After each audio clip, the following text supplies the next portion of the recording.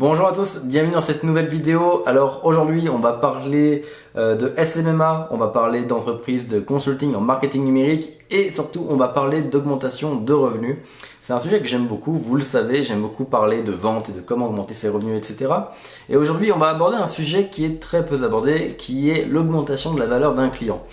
Alors là ça paraît un peu flou, ce que je veux dire par là c'est que quand on pense à augmenter ses revenus, on pense toujours à trouver de nouveaux clients et se rajouter du boulot avec toujours plus de clients. Mais on ne parle pas assez du fait d'augmenter la valeur de chaque client pour qu'au final, avec le même nombre de clients, vous gagnez plus. Concrètement, le conseil que je vais vous donner dans cette vidéo, ça peut être la différence entre un consultant qui fait 4 000 € par mois et un consultant qui fait 15 000 € par mois. Et ce, avec peut-être le même nombre de clients. Donc vous allez voir, ça va être super intéressant. On va voir tout ça aujourd'hui en détail. Mais d'abord, comme d'habitude, si vous voulez vous-même devenir consultant en marketing numérique et que le SMMA vous intéresse, il y a une masterclass qui est entièrement gratuite, qui est en description de cette vidéo. Ça durera un peu plus d'1 heure et j'y donne les 5 étapes pour lancer votre business SMMA. Et j'y donne également 4 niches qui sont selon moi très prometteuses pour 2020-2021. Et la deuxième chose, c'est qu'on est sur Instagram, on communique de plus en plus. Vous verrez aussi le quotidien de l'agence sur Instagram. En gros, vous allez voir notre quotidien entre 2 vidéos YouTube, donc c'est sympa. Et on publie aussi des conseils dessus, donc régulièrement on fait des IGTV, des infographies, etc. Donc je vous invite à aller voir tout ça, c'est également en description. Alors on attaque le sujet du jour et alors vous allez voir, aujourd'hui il y aura pas mal d'espace à ma droite parce que on va illustrer tout ça avec des chiffres, etc. Et la méthode que je vais utiliser aujourd'hui, c'est une première, on verra si ça marche, c'est que je vais utiliser mon iPad. Et je vais essayer de faire apparaître l'écran juste à côté de moi en même temps, comme ça vous pourrez voir ma réflexion. Parce que c'est quand même vraiment pratique de pouvoir écrire les notes et vous expliquer ma réflexion avec quelque chose d'imagé. Donc ça va apparaître juste à côté, c'est pour ça que je suis tout assis d'un côté de l'écran. Comme je vous le disais, on va parler de fidélisation en fait. C'est ça le vrai mot dans tout ça, c'est la fidélisation de vos clients. Et vous allez voir, c'est pas seulement la fidélisation dans le temps. C'est-à-dire que globalement, comme on le disait au début, pour augmenter vos revenus, vous pouvez soit trouver des nouveaux clients, soit faire en sorte que vos clients actuels soient plus rentables. Et pour que vos clients actuels soient plus rentables, ou en tout cas qui vous rapportent de l'argent, il y a la méthode classique de fidélisation dans le temps, qui est la version un peu facile de présenter les choses, qui est que plus le client va rester longtemps avec vous, plus il vous aura rapporté. C'est pas faux, mais au niveau cash flow mensuel, ça change pas grand chose. Alors là, pour rentrer tout de suite dans le concret, dans le cœur du sujet, vraiment vous faire comprendre ce que je veux dire par là, je vais vous raconter 2 anecdotes que je vais illustrer par des chiffres. Vous allez vraiment comprendre. Alors il y en a un qui est vraiment sur la durée, qui est vraiment sur plusieurs années, ça doit faire 4 ans qu'on travaille ensemble, et une autre cliente. Donc vous allez vraiment voir à travers ces 2 exemples ce que je veux dire par là. Le premier exemple, c'est une boîte que j'ai signée à mes débuts, qui était un contrat à 1 000 €. Alors j'ai parlé en euros, mais bon c'est en dollars, c'est la même chose, à 1 000 € par mois. Et puis bon on a travaillé ensemble comme ça pendant 6 mois. Donc la première année, donc j'ai signé autour de juin-juillet, c'était en plein été. Et en gros cette année-là, donc ça a duré, j'étais déjà au milieu de l'année, donc ça a duré 6 mois on va dire, avant la fin de l'année fiscale on va dire. Moi ma date de fin d'année officielle pour l'entreprise c'est le 31 décembre. Donc on va dire que sur cette année-là j'ai travaillé 6 mois, donc il m'a ramené 6 000 €. Au bout de 6 mois, ce que j'ai fait, c'est que, en plus c'est la période des fêtes et tout, c'est plutôt relax, je l'ai rencontré pour lui demander d'augmenter. C'est-à-dire que là, pour 1 000 € par mois, je faisais de la pub Facebook et je le dépannais sur le community management. J'aime pas le community management, je vous le dis souvent, j'aime pas trop gérer les pages Facebook, etc. Mais là, je le faisais et je faisais que du Facebook. Ce que je lui ai demandé, c'est simplement d'augmenter le nombre d'heures que j'ai travaillé pour lui. C'est-à-dire que là, je travaillais environ 10 heures, allez, j'allais jusqu'à 15 heures par mois pour 1 000 €, donc je n'étais pas toujours à 100 € de l'heure. Là, l'idéal aurait été que je travaille 10 heures par mois, soit à 100 € de l'heure. Mais dans la pratique, je faisais parfois des 15 heures et je ne le facturais pas plus. C'était vraiment une moyenne à 1 000 € par mois. Après, il m'est aussi arrivé d'avoir des mois, par exemple l'été, il fermait 2 semaines au mois d'août et là je travaillais peut-être 4-5 heures dans le mois, il me payait aussi 1 000 € par mois. C'était vraiment un forfait, donc globalement on s'y retrouvait. Mais je voulais libérer plus d'heures pour mieux travailler pour lui. Le but c'était pas seulement de facturer plus, c'était de lui amener plus de résultats. Donc là je vais l'appeler l'année 1. Pour l'année 2, en gros, j'ai renégocié à 2 000 € par mois.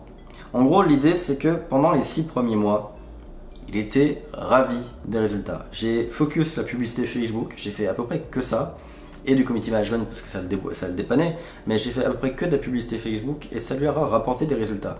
Donc déjà, il a vu que j'étais rentable, ça l'a déjà mis en confiance. Mais 6 mois, c'est encore, moi je le vois avec du recul aujourd'hui, c'est encore assez peu comme collaboration, c'est pas si long que ça. Un client aujourd'hui, moi ça dure entre 2 et 4 ans en moyenne, donc je vous dirais que finalement en 6 mois, on découvre la personne qu'on a en face de soi. Donc il me faisait confiance et il était d'accord pour dire que il fallait que son entreprise aille plus vite. Moi ce que je lui ai dit globalement, si vous voulez une idée un peu d'argumentaire pour une augmentation d'heures travaillées par mois, c'est que globalement, il fallait qu'il embauche un moment ou un autre. Je lui disais, écoute, en 10 heures par mois, c'est vraiment pas beaucoup. Tu as beaucoup de messages sur Messenger auxquels on ne peut pas répondre, beaucoup de commentaires auxquels on ne répond pas. Tes publicités génèrent du trafic qu'on ne gère pas parce que je suis tout seul et qu'en 10 heures par mois, je peux rien faire. Donc, soit tu m'augmentes, soit tu embauches. Et là, l'entrepreneur, il fait vite le calcul.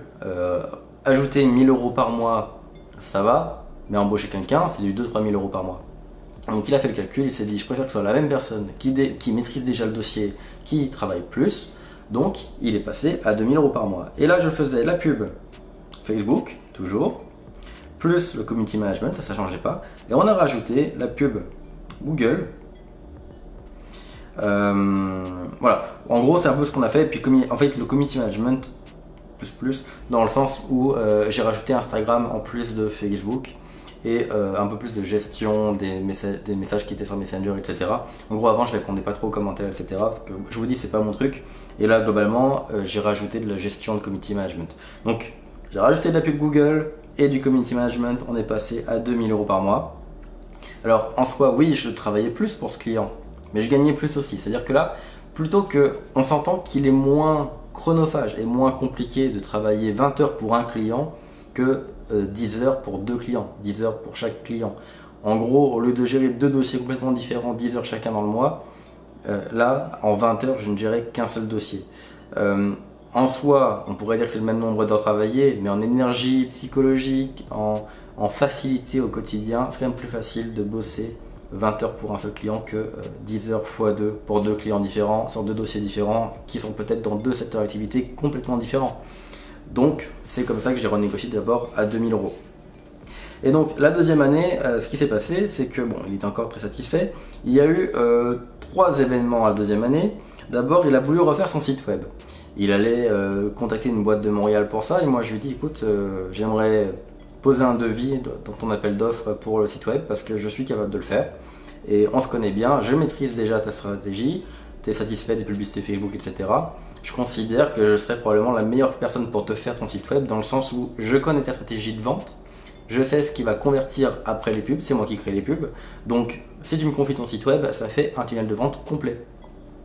Et donc là, il a trouvé ça logique et il m'a confié son site web que j'ai facturé 6000 dollars, donc 6000 euros. 6000 euros, c'est une boîte qui, franchement, déjà en 1 an et demi de travail avec eux, elle est passée de peut-être 2 millions de chiffre d'affaires à 3-4 millions de chiffre d'affaires. Donc c'est une boîte qui a quand même grossi, qui avait les moyens et le site web allait vraiment être au cœur de leur stratégie, notamment parce qu'il y avait sur le site web un outil qu'on voulait développer, qui était une sorte un truc pour faire des devis automatiques pour des clients qui le demandent en ligne. Et ça, je ne savais pas le faire du tout. Donc ce que j'ai fait, c'est que j'ai cherché sur internet et j'ai trouvé une boîte de développeurs qui savait développer des plugins, un peu comme on en avait besoin. Et je suis allé les voir. Et en gros, j'ai dit à mon client, écoute, le site web, bon, il est créé, c'est un site vitrine à 6000 euros. C'est pas extrêmement cher pour un site web, pour une boîte qui fait 2-3 millions, hein, c'est vraiment pas exceptionnel. Et en gros, il manquait le plugin donc. Et donc je suis allé voir la boîte de développeurs.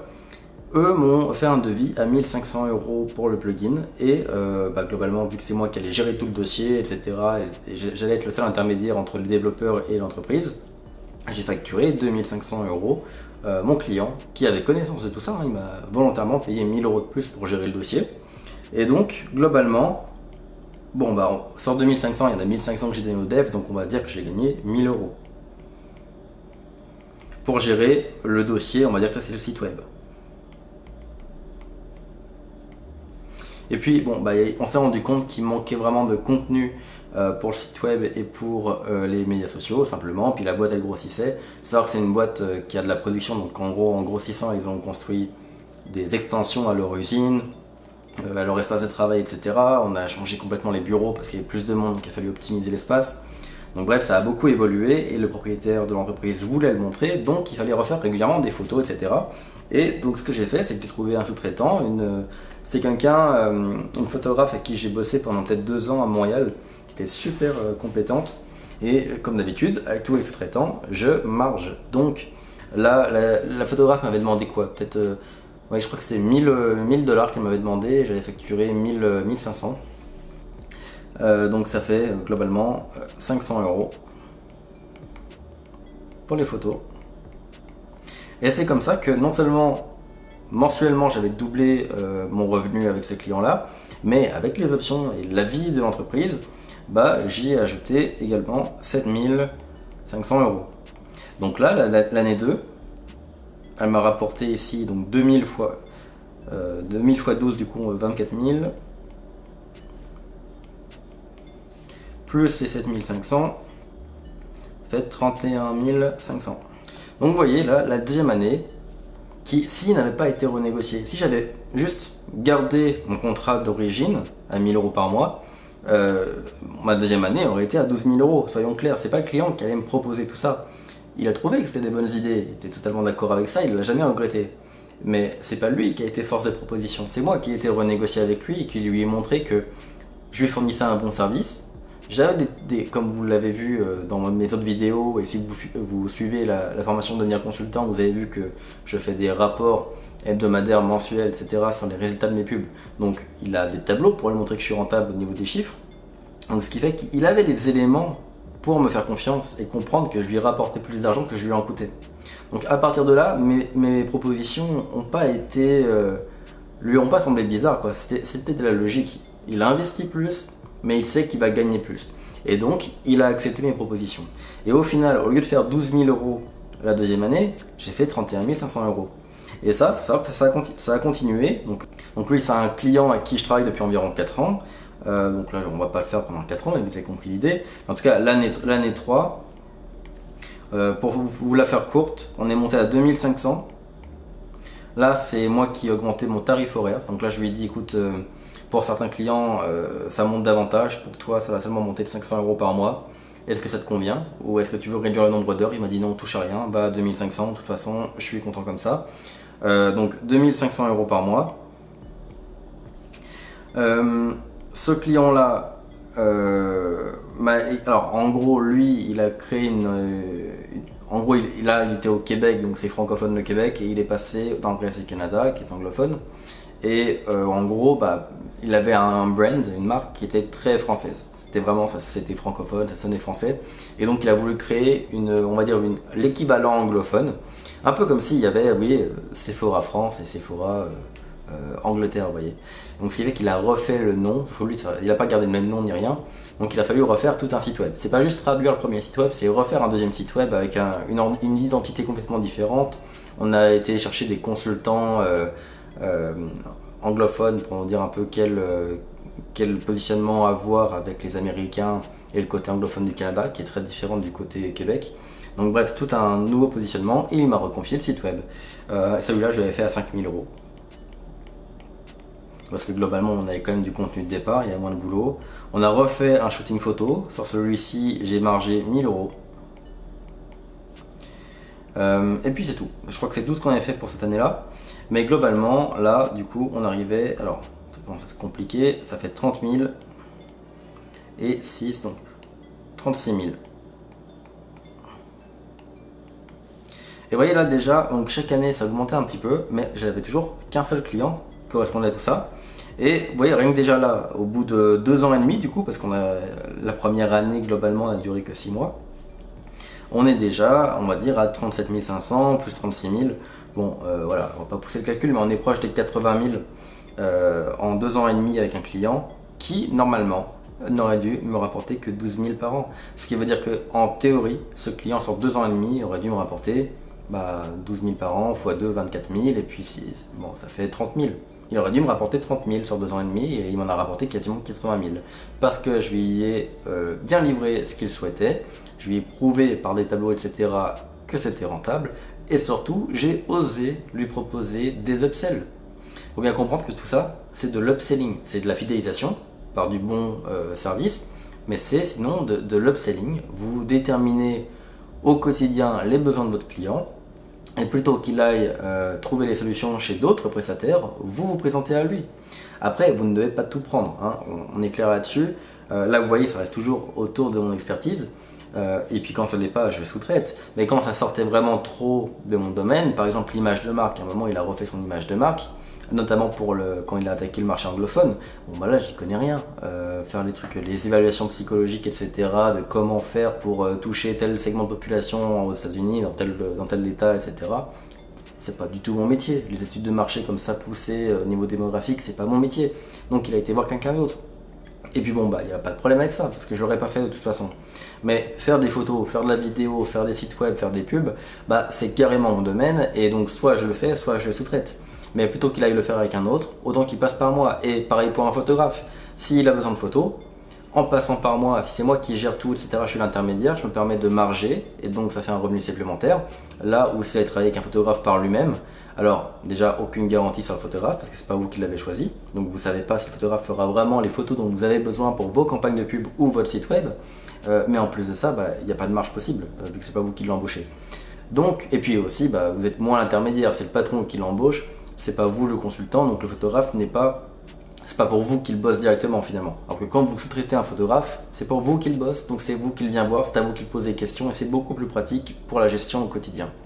Donc globalement, c'est tout l'intérêt de sous-traiter comme ça. Et puis vous voyez, quand petit à petit, avec des upsells réguliers, mais sans forcer, je veux dire là pour le site web, globalement, vous voyez, j'ai jamais forcé plus que ça. On aurait pu rajouter j'aurais pu externaliser de la vidéo, donc là qui aurait coûté beaucoup plus cher. Et ça, la vidéo, je l'ai fait avec d'autres clients, attention. Et on aurait pu rajouter beaucoup de choses. Après là, l'idée c'est de toujours rajouter ce dont le client a besoin. On va pas jouer aux mécaniciens qui vont dire que les plaquettes de frein sont mortes alors qu'elles ne le sont pas. Si on fait ça, c'est parce qu'il y a une vraie valeur ajoutée pour le client. Là, dans le cas actuel, le plugin, les photos, etc., c'était essentiel pour le client, donc je l'ai proposé. Mais si c'est pas le cas, ne le faites pas, bien évidemment. Donc voilà, ça c'est pour le premier client. Ça a été, vous voyez, ça c'est une suite tout à fait logique qui a duré du coup 2 ans et demi et puis maintenant presque 4 ans aujourd'hui, 4-5 ans même. Donc ça c'est dans le temps, mais après j'ai aussi eu des expériences. Alors beaucoup plus rapide, et ça je vais vous le présenter parce que là tout le monde ne se voit pas à 2-3 ans, hein, et je peux comprendre, mais dans un cas beaucoup plus rapide, j'ai une cliente que j'ai signée il y a 6 mois. Donc là je vous parle, on est le 1er septembre globalement, on arrive début septembre 2020, je l'ai signée en février, en 6 mois. À l'origine, je l'avais signé pour un contrat à 4000 € one shot. C'est-à-dire que là, c'était vraiment du one shot. C'était quoi à la base? C'était une campagne Google. Oui, c'était une campagne Google Ads et on va dire un mini site web. On va plus voir ça comme des pages de capture, des landing pages qu'un site web. Mais on va dire que je devais créer les 3 landing pages. Et il y avait 3 mois de suivi. Donc en gros, pour 4000 €, elle avait 3 landing pages et puis la campagne Google Ads, simple, vraiment pas compliqué. Et 3 mois de suite, de suivi, en fait, d'optimisation pour son Google Ads. pour son Google Ads. Donc ça, c'était le contrat de base. Ça, c'était le premier mois.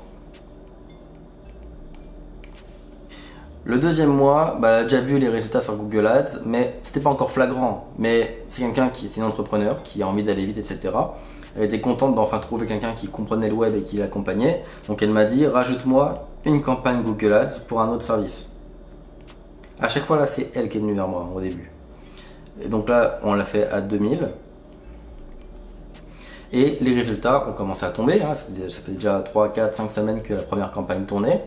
Et donc, elle a augmenté le budget, donc ça c'est très bien, mais bon, j'y touche pas un euro là-dedans, mais c'est très bien, elle augmente le budget, le retour sur investissement continue, et elle me propose en fait de rajouter de la publicité sur Facebook. Enfin, concrètement, elle m'a demandé comment faire plus de publicité.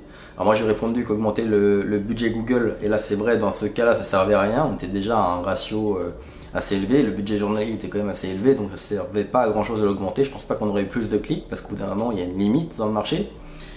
Et donc j'ai proposé Facebook Ads. Donc on a lancé du Facebook Ads et elle voulait une campagne pour les deux services. Donc 1500, là on a fait un rabais de 1000 euros. Parce que normalement c'est 2000 euros pour chaque campagne, parce que chaque campagne était quand même assez, enfin il y a du taf derrière, hein, il y avait la production de contenu, etc. avec. Là on a fait un 1000 euros de rabais, donc au lieu d'avoir 2000 par campagne, c'était 1500 par campagne au total. Et donc, bah écoutez, au début on s'est arrêté là. Là les campagnes tournent donc, pendant environ 2 mois, donc ça tourne bien, elle fait ses revenus, etc. Et puis le Covid est arrivé. Alors financièrement ça allait pas trop mal pour elle. Elle avait quand même des bons revenus, elle avait un bon cash, etc. C'est quand même une boîte qui existe depuis plus de 20 ans, donc tout allait bien à ce niveau-là. Mais elle a eu une idée globalement, et lorsqu'elle a eu son idée, elle s'est dit mais qui peut nous aider? Et comme on avait créé un très bon lien avec eux, vraiment on était devenus vraiment proches d'eux, et c'était toujours très contente de nos campagnes de pub, etc. Et ben, elles sont venues nous voir, elles ont dit écoutez, on met 10 000 sur la table là tout de suite, qu'on paye one shot si vous vous occupez de notre dossier. On sait qu'en période de Covid c'est compliqué pour tout le monde, vous devez être débordé, ce qui n'était pas faux parce qu'avec toutes les boîtes locales en gros qui n'avaient pas de site web et qui vendaient dans la rue, voulaient d'un coup avoir une boutique en ligne, donc on avait beaucoup de demandes. Et elles ont sorti 10 000 tout simplement pour avoir une exclusivité, enfin pas une exclusivité mais une priorité. Et donc elles ont mis directement 10 000 sur la table. Et ça a ultra bien fonctionné, c'est-à-dire que dans les 2 premiers mois où on a mis ça en place, ça leur a rapporté quasiment 50 000, donc très très heureuse, c'était beaucoup plus que ce qu'elles imaginaient. Et elles ont rajouté 5 000 pour qu'on élargisse la portée de son projet. Ce qui fait qu'au final, alors là, on a 4 000, 2 000, 3 000, 10 000, 5 000. Vous voyez, à la base, c'était un contrat de 4 000 one shot. Moi, quand c'est comme ça, je pars du principe que je vais gagner 4 000 euros et ça s'arrête là. Mais à force de leur apporter des résultats, de faire des suivis, parce que là, ce que je vous dis, moi, c'est ce qu'on a mis en place, donc ça, je vais vous le dire juste après. À force de faire des suivis, etc., on a créé une relation de confiance.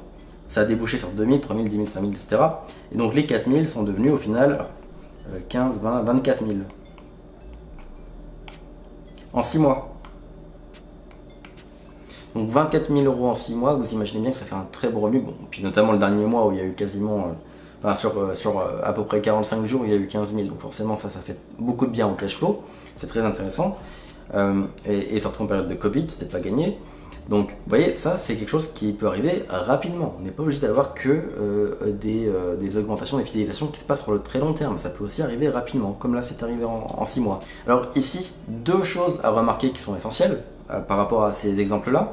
De 1, c'était beaucoup moins d'efforts de passer de 4 000 à 24 000 euros avec un client que de passer de 4 000 à 24 000 en prospectant de nouveaux clients. C'est-à-dire que là, à coût de 4 000, on va dire 3 et de 4 000 euros, j'aurais dû signer au moins 6 clients. En gros, en plus de ce client-là, j'aurais dû aller en chercher 5 de plus pour atteindre le même montant. Mais avec les rendez-vous de découverte, avec la phase de négociation, les signatures des contrats, etc., ça aurait été long. Ça m'aurait pris 2-3 fois plus de temps de gagner ces mêmes 24 000 euros avec 6 clients différents plutôt qu'avec le même client. Et donc finalement, ce que je veux dire par là, c'est que oui, pour augmenter vos revenus, vous pouvez chercher des clients, mais c'est pas la seule option. Vous pouvez aussi les fidéliser, proposer les upsells, être présent pour vos clients et augmenter leur valeur. C'est ça que je veux dire par augmenter leur valeur. Et ça, si vraiment, ce qui a fait la différence, ce qui a fait que j'ai pu embaucher, prendre un bureau, évoluer, avoir de la croissance dans mon agence, c'est pas le fait que je suis devenu une machine à vendre. On vend évidemment, mais c'est pas seulement ça. C'est qu'on a augmenté la valeur de nos clients. Et que c'est une sorte de cercle vertueux dans le sens où quand on augmente la valeur de nos clients, vous imaginez bien pour qu'un client vous dise je mets 10 000 sur la table et puis encore 5 000 juste après, son niveau de satisfaction est quand même très haut. Et son niveau de confiance est très haut. Et quelqu'un qui est satisfait et qui a confiance en vous, va aussi vous référer. Et cette personne-là, parlez-nous à plusieurs clients. Donc ce qui fait que là, sans faire de vente active, ce client-là non seulement a ramené de l'argent, mais aussi a ramené d'autres clients. Donc vous voyez, c'est un cercle vertueux que vous mettez en place en écoutant vos clients, en créant des relations avec eux.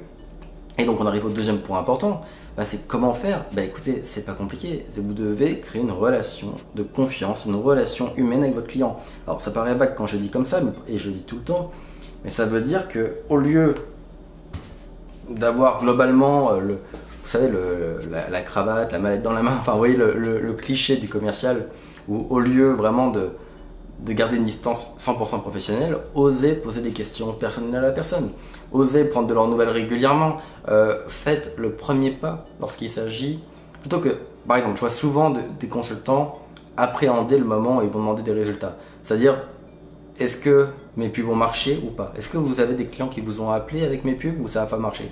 Il y a beaucoup de consultants qui hésitent à appeler et à demander les résultats parce qu'ils ont peur qu'on leur dise tes pubs elles fonctionnent pas, t'es nul, machin, etc. Il ne faut pas faire ça. Vous lancez des pubs, vous lancez du trafic sur le site web du client, vous devriez lui amener des ventes, et ben vous prenez le lead et soyez le premier à appeler le client tous les 3 jours et dire bon alors comment ça marche les pubs, etc. Est-ce que ce qu'on a fait ça marche bien? Est-ce que vous avez des appels? Est-ce que vous avez des mails? Est-ce que vous avez des feedbacks, des choses qu'on devrait améliorer selon vous? Et soyez le premier à être présent avec votre client, à être présent dans sa stratégie et à l'accompagner, à être force de proposition. Ça veut aussi dire éventuellement prendre la bagnole et aller visiter votre client pour aller le voir en personne. Et s'il y a un rendez-vous que vous avez prévu par Zoom par exemple, bah alors, là en ce moment c'est plus compliqué forcément. Quoique, ça se fait encore, là on peut se déplacer, ça va. Bah, plutôt que faire un Zoom, prenez la bagnole, allez le voir personnellement. Invitez-le à manger un midi. S'il vous donne, je veux dire, 2000, 5000, 10 000 euros, vous pouvez l'inviter à bouffer. Donc invitez-le à manger dans un bon restaurant. Offrez-lui une bouteille de vin rouge, soyez un peu à l'écoute. Nous, il n'y a pas si longtemps encore, on a un partenaire qui nous a expliqué que qui venait, en gros, il ne pouvait pas se présenter parce que sa femme venait d'accoucher. Bah, évidemment, la semaine d'après, je me suis présenté de mon propre chef à son bureau avec un cadeau pour lui, pour son bébé. Vous voyez, c'est quelque chose qui se fait au quotidien, c'est quelque chose qui se fait bien. Ça coûte pas très cher, mais ça fait une grosse attention. À mon avis, il n'a pas des tonnes de partenaires qui lui ont amené un cadeau pour son bébé. Donc, vous voyez, c'est quelque chose qui fait la différence. Et ça, c'est ce qu'on appelle créer de bonnes relations. Tout comme un client vous apporte... Alors, un autre exemple. Là, pour un client, on a lancé une campagne de pub. Et généralement, bah là, on lui a proposé de faire un rendez-vous un mois plus tard avec les résultats. On a vu que ce client-là cartonnait particulièrement. C'est un truc qu'on fait rarement, mais là, on était vraiment content des résultats. Je suis allé acheter une bouteille de champagne et on a pété la bouteille de champagne en regardant les résultats ensemble. C'est le genre de choses qui va marquer le client et qu'il n'aurait jamais vécu avec un autre consultant ou une autre agence et qui font que vous avez créé une relation particulière. Et puis ça passe aussi par le côté rationnel, c'est-à-dire ayez des tableaux des retours sur investissement. Soyez, on va dire, à l'aise avec les chiffres, connaissez vos chiffres, donc ce que vous ramenez, ce que vous coûtez. Ça, croyez-moi, il y a très peu de consultants qui le font. Il y en a beaucoup qui en parlent, beaucoup de formateurs SMMA, etc. qui en parlent aussi, mais dans la pratique, moi je vois très peu de consultants qui le font, qui ont un tableau Excel pour leurs clients et qui marquent combien ils ont coûté. Et là, je ne parle pas que du budget pub, je parle de vos honoraires et des budgets pub et des outils.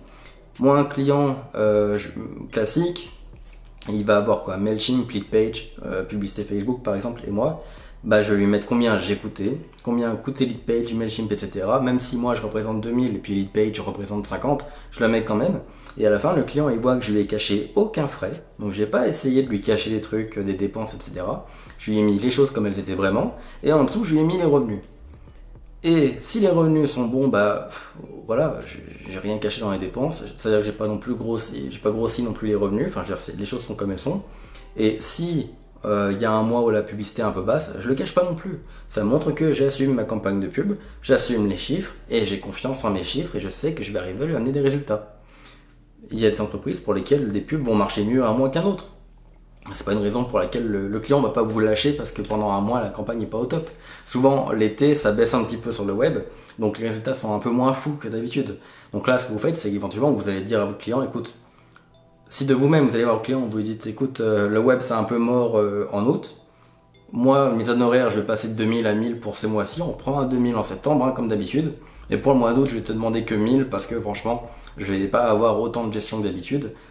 Le client va le remarquer. De vous-même, vous lui dites garde tes 1000 euros, je réduis ma rémunération. Le client va le remarquer, va vous remercier pour ça, il peut même insister pour vous dire non, garde-les. Comprenez aussi que quand vous travaillez avec un entrepreneur, un PDG d'une PME, sa boîte c'est son bébé, il a bossé pour la monter. Et vous, si vous arrivez, que vous l'améliorez, que vous l'aidez à atteindre ses objectifs, etc., vous l'aidez avec son bébé, forcément la personne va vous aimer. et être reconnaissante. C'est la base. Donc elle va vous référer, ça oui. Et écoutez, j'ai déjà eu un client qui m'a dit de rajouter 2000 € sur la facture. Il le voyait comme un pourboire. Il voulait rajouter, globalement ça a doublé la facture. Mais il était heureux de me donner 2000 € de plus parce qu'il a eu des résultats qui vraiment valaient la peine. Et comme je travaille pas aux variables très souvent, ça c'est la réalité, moi j'ai beaucoup de récurrents et assez peu de variables, il m'a rajouté 2000 € sur ce mois-ci parce qu'il était content. Donc c'est des choses qui vont arriver, mais ça nécessite de créer des relations et d'être transparent au maximum avec vos clients. Alors voilà, la vidéo était un peu longue, mais je tenais à vraiment approfondir ce point-là parce que c'est important. Alors après, bon, évidemment, je suis pas entré dans toute la technique aujourd'hui, sinon ce serait une vidéo d'1 h 30. Je ferai d'autres vidéos sur le sujet, parce que comment fidéliser ses clients, vous imaginez bien que c'est un sujet qui mérite pas mal de vidéos. Là aujourd'hui, je voulais d'abord éveiller chez vous l'importance de la fidélisation et de l'augmentation de la valeur d'un client. Et dans de prochaines vidéos, on va voir ensemble comment le faire techniquement. Je fais des vidéos régulièrement sur le sujet. Je trouve ça aussi important que la vente pure. Là, vous l'avez compris avec les chiffres que je vous ai montrés. C'est aussi important et aussi rentable de fidéliser ses clients et de faire de l'upsell que de faire de nouveaux clients. Généralement, on le sait, même dans le marketing numérique, on en parle souvent, des upsells, downsells, etc.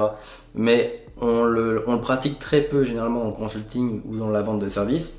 Donc je trouve ça intéressant aujourd'hui d'en parler et surtout de le voir appliquer de façon concrète parce que même si on le dit, c'est souvent très difficile à visualiser. Et là au moins vous avez des exemples concrets de comment ça se passe quand on fait de l'upsell avec ses clients. Donc j'espère que ça vous a plu. Dites-le moi en commentaire si ça vous a plu. Puis vous pouvez aussi laisser un like sur la vidéo et la partager si vous voulez. N'hésitez pas à vous abonner à la chaîne aussi pour recevoir les prochaines vidéos. Et puis si vous voulez les notifications, il y a la cloche juste à côté. Et comme d'habitude, si vous voulez nous suivre un peu plus, il y a Instagram, c'est en description. Et il y a la masterclass Devenir Consultant qui, elle aussi, est en description. Donc sur ça, je vous dis à très bientôt pour une prochaine vidéo.